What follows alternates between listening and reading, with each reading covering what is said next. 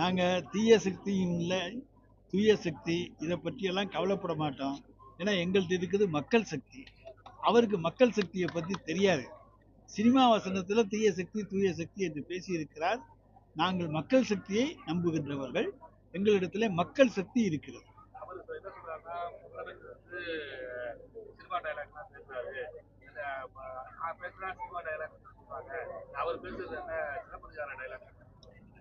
அவருக்கு சிலப்பதிகாரம் தெரியாது, ஒன்றும் தெரியாது.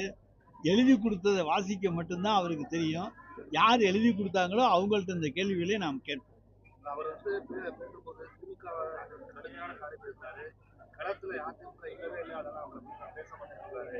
தமிழகத்தை பொறுத்தவரைக்கும் திராவிட கலாச்சாரம் தான் ஆரம்பத்தில் விஜய் வந்து திராவிட மற்றும் அந்த திராவிட கலாச்சாரம் வந்து தமிழ்நாட்டிற்கு அகலக்கூடிய வாய்ப்பு அவரால் திராவிட மாடல் ஆட்சியையோ திராவிட கலாச்சாரத்தையோ தமிழ்நாட்டிலிருந்து பிரிக்க முடியாது.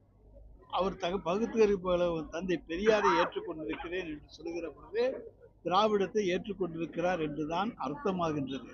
ஆனால் அதை வேணா இன்றைக்கு மறைமுகமாக பாரதிய ஜனதாவினுடைய சீட்டியமாக இருக்கிற காரணத்தால் அவர் மறைக்கலாம்.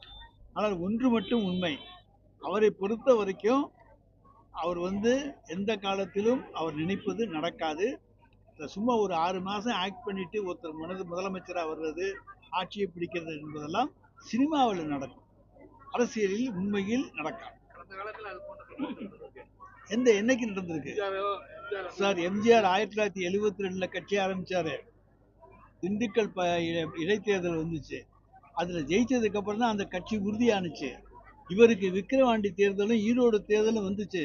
அந்த 2 தேர்தலில் நின்று தன்னுடைய பலத்தை காமிச்சிருந்தாருன்னா இன்னைக்கு அவர் பேசுறதுக்கு யோக்கியதை உண்டு. 2 தேர்தலையும் புறங்கட்டி ஓடிட்டாரு. அந்த தேர்தலை பத்தியே கண்டுக்கல. எம்ஜிஆரையும் இவரையும் ஒப்பிடவே முடியாது. அதனால விஜய் ஒரு காலத்துல எம்ஜிஆராக ஆக முடியாது. திறந்தாழ்ந்து எல்லாம் பேசுறாங்க, எங்களாலே பேச முடியும், எங்களுக்கு அது வரும்னு சொல்லிட்டு மிரட்டுறது மாதிரி பேசியிருக்காரு. அதை எப்படி பாக்குறீங்க சார்? அவர் சினிமா பாணியில் தான் பேசிட்டு இருக்காரு.